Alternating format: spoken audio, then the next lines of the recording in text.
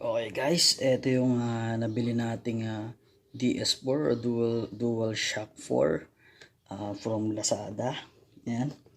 OEM lang siya guys. OEM lang siya. Yan. Sige, check natin kung okay. Pero tingin ko naman as per review naman, okay naman siya. Tumatagal naman siya. And wala siyang masyadong pagkakaiba dun sa original. Guys, nabili ko nga pala to ng almost 800 pesos. Kasama na rin yung shipping fee. Okay, buksan natin.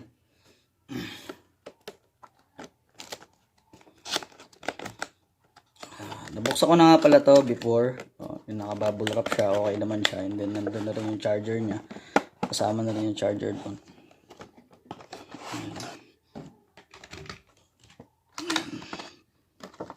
Ito yung charger niya.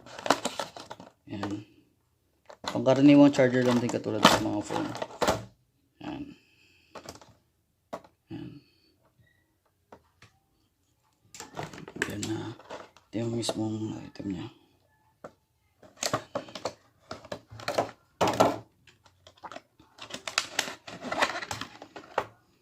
Ayan.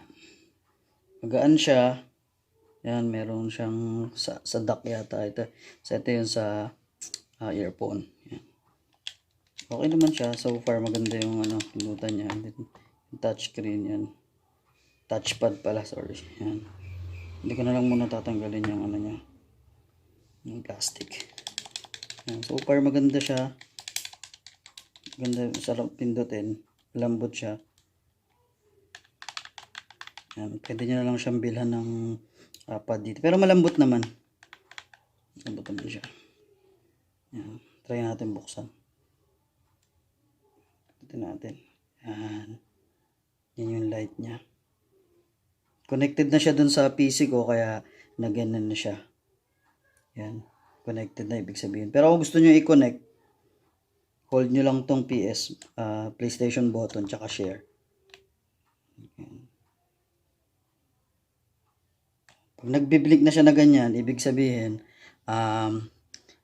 available na siya for connection sa Bluetooth devices katulad nung halimbawa sa PC nyo. Discoverable na siya. I mean, yan. Yan, pagka ganyan. Pero so far sa akin, connected na yan. Kaya okay lang kahit cancel ko na lang. Hindi ko kabisadong paano i-cancel. Pero ganun lang ata. Ulitin lang din yata.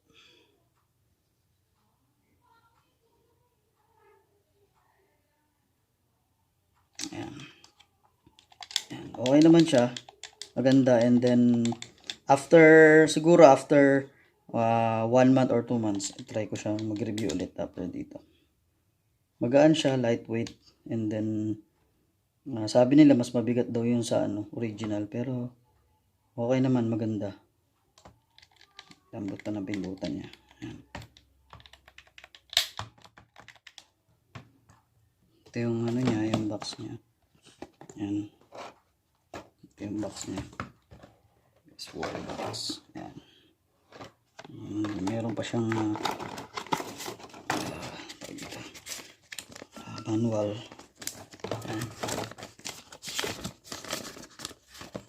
Manual siya kung gusto mong basahin. Ito siya.